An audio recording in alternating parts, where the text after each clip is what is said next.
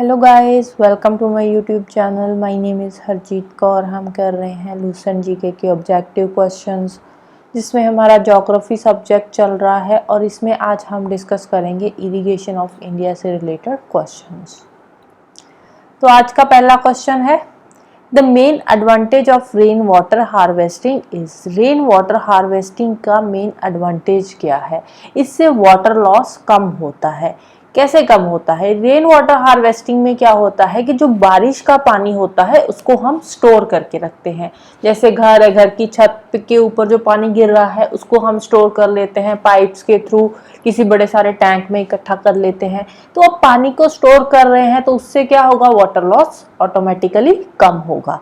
तो rain water harvesting का main advantage क्या हो गया? Reduce the loss of water. तो आंसर आ जाएगा ऑप्शन ए। नेक्स्ट है, the Krishna water dispute is between. अब ये जो कृष्णा रिवर है ये कितनी स्टेट्स में से बहती है? 4 स्टेट्स में से। पहले कितनी थी? 3 थी, महाराष्ट्र, कर्नाटका एंड आंध्रा। अब बाद में बीच में क्या बन गया? तेलंगाना। अब यहाँ पे तेलंगाना स्टेट भी बन गई। अब पहले 3 स्टेट्स का झगड़ा था कृष्णा वाटर को लेकर, अब ये कितनी हो गई? 4 स्टेट्स। 4 स्टेट्स की आपस में लड़ाई हो रही है कृष्णा वाटर को लेकर। अब ये जो कृष्णा वाटर डिस्प्यूट ट्रिब्यूनल आया था, जो ट्रिब्यूनल 1 आया था, फर्स्ट वाला था, उसमें उसने क्या बोला था कि महाराष्ट्र के पास कृष्णा का 25% पानी रहेगा, कर्नाटका के पास 50% जाएगा और 25% रह जाएगा आंध्रा के पास। उसके बाद कृष्णा वाटर डिस्प्यूट ट्रिब्यूनल 2 आया। 2 कब आया था? 2004 में आया था। तो 2004 में जो ट्रिब्यूनल आया था तो उसने भी यही बात बोली कि जो कृष्णा का पानी है वो तीनों स्टेट्स में डिवाइड होएगा। लेकिन अब ये जो आंध्र प्रदेश कर्नाटका हो गया, अब ये तेलंगाना भी बीच में आ गया। अब आंध्र प्रदेश और तेलंगाना इन दोनों के बीच में भी झगड़े चल रहे हैं। 2021 में आंध्र प्रदेश और तेलंगाना इन दोनों में कृष्णा वाटर, ये जो कृष्णा रिवर पे श्रीशैलम डैम बना हुआ है इसको लेकर झगड़ा हो रहा था। तो ये जो कृष्णा वाटर का डिस्प्यूट है ये बेसिकली आज की डेट में देखें तो 4 स्टेट्स का मसला है। कौन कौन सी है? महाराष्ट्र, कर्नाटका, आंध्रा एंड तेलंगाना।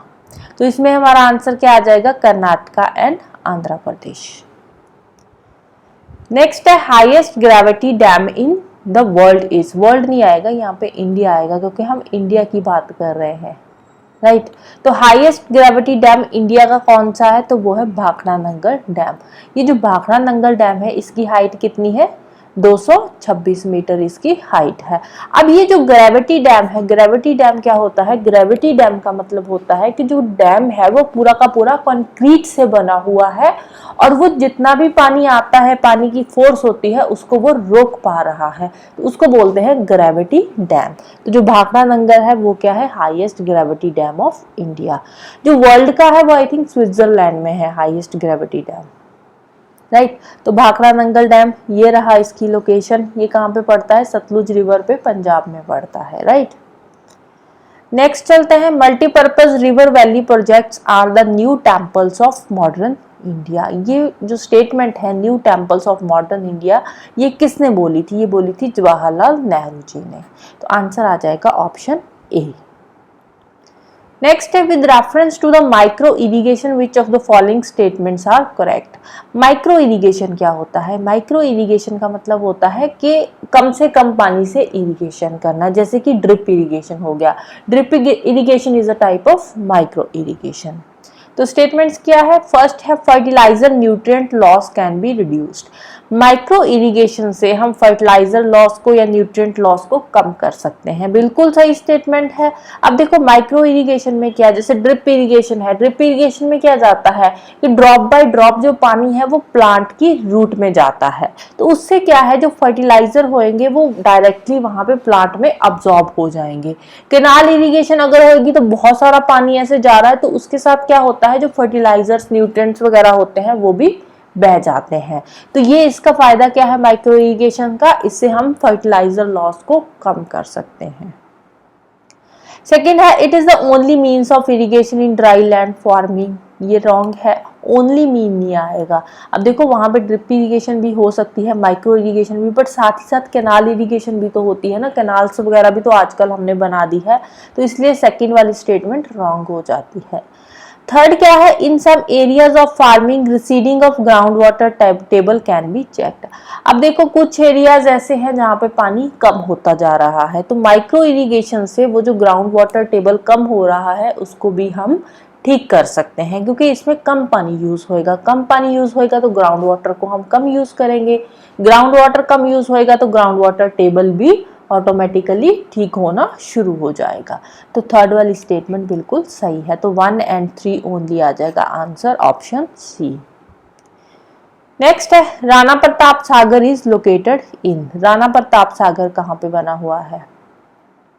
ये रहा राजस्थान में राणा प्रताप सागर डैम, राइट। तो आंसर आ जाएगा ऑप्शन डी। नेक्स्ट है, match list 1 irrigation power project with list 2 river. कौन सी रिवर पे कौन सा पावर प्रोजेक्ट बना हुआ है? फर्स्ट है भाखड़ा नंगल, भाखड़ा नंगल सतलुज रिवर पे बना हुआ है। सेकंड है दुलहस्ती, ये चंद्रा रिवर पे बना हुआ है। थर्ड है हीराकुंड, हीराकुंड महानदी पे बना हुआ है, ये रहा हीराकुंड ओडिशा में। तेहरी, ये भागीरथी रिवर पे है, राइट, ये रहा तेहरी, ये है भाखड़ा नंगल, राइट। नेक्स्ट चलते हैं, consider the following statements. Maharashtra has more net irrigated area as compare to Madhya Pradesh, which is a wrong statement. Madhya Pradesh का जो नेट इरिगेटेड एरिया है वो ज्यादा है महाराष्ट्र से। Second, Punjab has more area under canal irrigation as compare to Haryana. Again ये भी wrong statement है। कैनाल इरिगेशन हरियाणा में ज़्यादा होती है, पंजाब में हम ट्यूबवेल से इरिगेशन, आजकल जो फार्मर्स है ना ट्यूबवेल से इरिगेशन ज़्यादा करने लगे हैं। कैनाल्स भी है बट ट्यूबवेल से जो एरिया है अंडर इरिगेशन उस पर इरिगेशन ज़्यादा हो रही है, राइट। तो दोनों की दोनों स्टेटमेंट्स यहाँ पे रॉन्ग है, तो आंसर आ जाएगा option D, neither 1 nor 2। Next है, which of the following pairs are correctly matched. First है इदुक्की थर्मल पावर स्टेशन, ये रॉन्ग है। इदुक्की कहाँ पे है? ये पेरियार रिवर पे है, केरला में, ये केरला में है। और ये क्या है? ये थर्मल पावर स्टेशन है, ये हाइड्रो इलेक्ट्रिक प्रोजेक्ट है इदुक्की वाला, तो इसलिए ये वाला रॉन्ग है। सेकंड सबारी गिरिल, ये हाइड्रो इलेक्ट्रिक प्रोजेक्ट है, बिल्कुल सही है, ये भी केरला में ही है। घाट प्रभा, ये इरिगेशन प्रोजेक्ट है, बिल्कुल सही है ये वाला भी। ये कहाँ पे है? ये पड़ता है कर्नाटका में। थर्ड है रामगंगा, ये कर्नाटका आ जाएगा इसका। थर्ड है रामगंगा, ये मल्टीपर्पज प्रोजेक्ट है, ये भी बिल्कुल सही है। ये कहाँ पे पड़ता है? ये पड़ता है उत्तराखंड में, राइट। तो आंसर आ जाएगा 2, 3 एंड 4, ऑप्शन ए। नेक्स्ट है, among the following states which one has the largest net irrigated area. Largest net irrigated area कौन सी स्टेट का है? तो वो है आंध्र प्रदेश का, तो आंसर आ जाएगा option A. On which one of the following rivers are Tikarpara and जारज dams constructed under multipurpose project. Tikarpara और जार्ज डैम ये कौन सी रिवर पे बने हुए हैं? तो ये बने हैं महानदी रिवर पे, तो आंसर आएगा ऑप्शन सी। नेक्स्ट है, tank irrigation is practised mainly in peninsular India because. Peninsular India में टैंक इरिगेशन क्यों करी जाती है? फर्स्ट है undulating relief and hard rocks make it difficult to dig canals and wells, बिल्कुल सही है। अब जो पेनिनसुलर इंडिया है वहां की हार्ड रॉक है, अंडुलेटिंग रिलीफ है, तो वहां पे कैनाल्स वगैरह खोदना मुश्किल हो जाता है, हार्ड रॉक को खोदना बहुत मुश्किल काम है।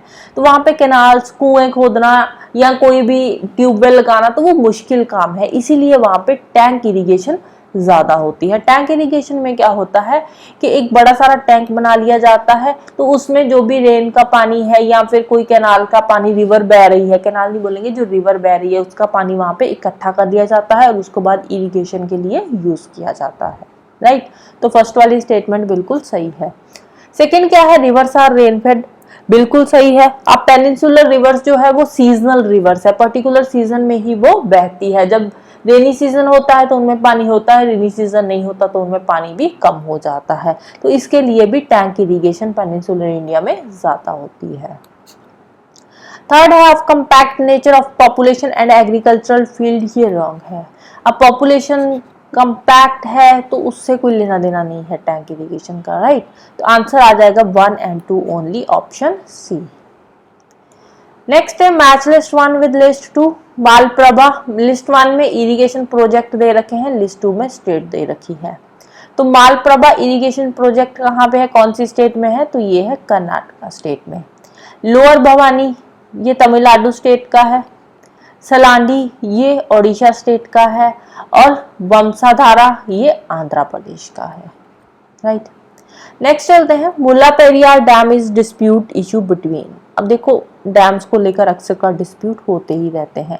अब ये जो मुल्ला पेरियार डैम है ये कौन सी रिवर पे है, ये पेरियार रिवर पे बना हुआ है। राइट, तो इसका इशू कौन सी दो स्टेट्स के बीच में है, तो वो है केरला एंड तमिलनाडु के बीच में, क्योंकि रिवर जो है ये केरला से आती है, तमिलनाडु में जाकर ये मिल जाती है।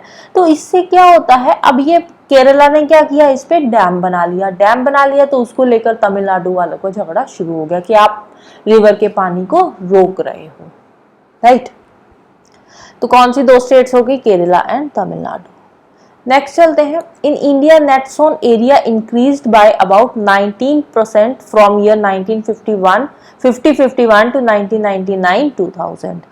ये वाली जो स्टेट है, अब देखो नेट सोन एरिया इंक्रीज हुआ है 1951 से लेकर 2000 तक, बिल्कुल सही स्टेटमेंट है। रीजन क्या है, during the same period there had been a concurrent decrease in the area under forest.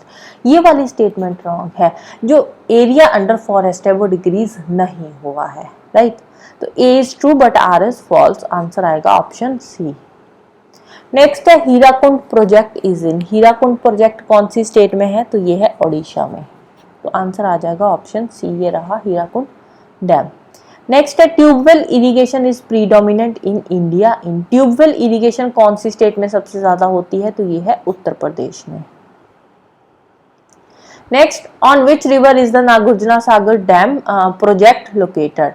Nagarjuna Sagar project कौन सी रिवर पे है, ये है कृष्णा रिवर पे, तो आंसर आ जाएगा option A. Right, this is all about today. जाने से पहले वीडियो को लाइक कर देना, शेयर कर देना और चैनल को सब्सक्राइब कर लेना। Thank you, bye bye and have a nice day.